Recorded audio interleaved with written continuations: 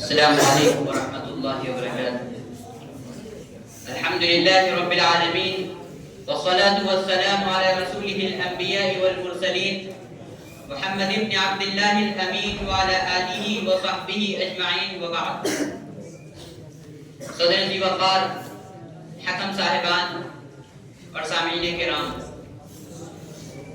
آج جب ہم دنیا کی مادی چکا چوند میں گھرے ہوئے ہیں تو ضروری ہے کہ ہم اپنی اصل پہچان کو نہ بھولیں۔ میں آج آپ کی توجہ علامہ اقبال کے اس شعر کی طرف مبذول کرانا چاہتا ہوں جو دراصل ہمارے ایمانی ضمیر کا آئینہ ہے اور جس کا ہر لفظ قرآن کی حکمت سے روشنی لیتا ہے۔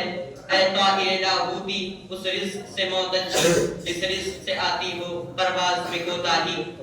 اقبال کا یہ شعر کوئی تخیل نہیں، یہ دراصل قرآنی فکر کا خلاصہ ہے۔ ہمارا دین ہمیں فطری آزادی اور اشرف المخلوقات ہونے کا درس دیتا ہے۔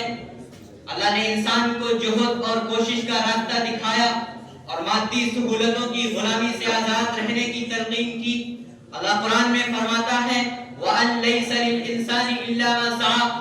یہ آیت ہمیں واضح پیغام دے رہی ہے کہ تمہاری حیثیت تمہاری محنت اور تمہاری جد و جہد سے ہے، نہ کہ اس آشائش یا عہدے سے جو تمہیں بغیر محنت کے یا کسی کے آگے جھکنے سے مل جائے۔ جس رزق میں کوشش کے بجائے کاسا لیسی ہو، جس رزق میں کوشش کے بجائے کاسا لیسی ہو، جس رزق میں آزادی کے بجائے غلامی ہو، وہ رزق ہماری صحیح کے قرآنی معیار کے خلاف ہے۔ اقبال نے ہمیں طائر لاہوتی کہہ کر پکارا، یہ طائر ہماری خودی ہے اور اس خودی کا پہلا اصول کیا ہے؟ غیرت اور استغنا۔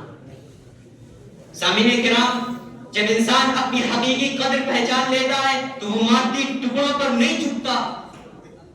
اس اقبال نے اسی استغنا کی تصویر کشی یوں کی، وہ ایک سجدہ جسے تو گرا سمجھتا ہے، وہ ایک سجدہ جسے تو گرا سمجھتا ہے، ہزار سجدے سے دیتا ہے آدمی کو نجات۔ یعنی جب آپ خالق کے سامنے جھکتے ہیں تو مخلوق کے سامنے جھکنے کی ذلت سے ہمیشہ کے لیے آزاد ہو جاتے ہیں۔ رزق میں کوتاہی تب آتی ہے جب ہم دنیاوی فائدے کے لیے ہزاروں ناجائز سجدے کرتے ہیں، جب اپنے مقصد، اپنے اصول اور اپنے ضمیر کو چند پیسوں کی خاطر بیچ دیتے ہیں۔ یہی وہ زہریلا رزق ہے جس پر اقبال موت کو ترجیح دے رہے ہیں۔ شعر کا سب سے بڑا پیغام اس جملے میں ہے اس رزق سے موت اچھی۔ کیا موت کی خواہش ہے؟ ہرگز نہیں۔ یہ موت کیا موت کی خواہش ہے؟ ہرگز نہیں۔ یہ عظمت کردار اور اصولوں کی سربلندی کا اعلان ہے۔ یہ موت دراصل روحانی موت سے نجات ہے۔ اگر آپ کا رزق آپ کے ایمانی پروں کو کاٹ ڈالے، اگر آپ کا پیشہ آپ کی انسانیت کو داغدار کر دے تو ایسی ظاہری زندگی بیماری۔ عربی کا مشہور مقولہ ہے موت فی عز خیر من حیات فی ذل۔ عزت میں موت ذلت کی زندگی سے بہتر ہے۔ یہی اقبال کا نقطہ نظر ہے۔ وہ کہتے ہیں کہ ایک مومن کا جینا صرف جسم کی بقا کے لیے نہیں ہوتا بلکہ مقصد، اصول اور حق کی سربلندی کے لیے ہوتا ہے۔ جس دن اپنے مقصد کو بھلا کر صرف معاش کی فکر میں ڈوب گئے، ہم دراصل زندہ لاش بن جائیں گے۔ سامعین کرام، آج یہ شعر ہم سے مطالبہ کرتا ہے کہ ہم اپنے زندگی میں اپنے فیصلے پر یہ معیار لاگو کریں۔ اگر ہمارا نظام ہمیں صرف نوکر بنا رہا ہے، مالک یا مسلح نہیں، تو یہ پرواز میں کوتاہی ہے۔ اگر ہمارا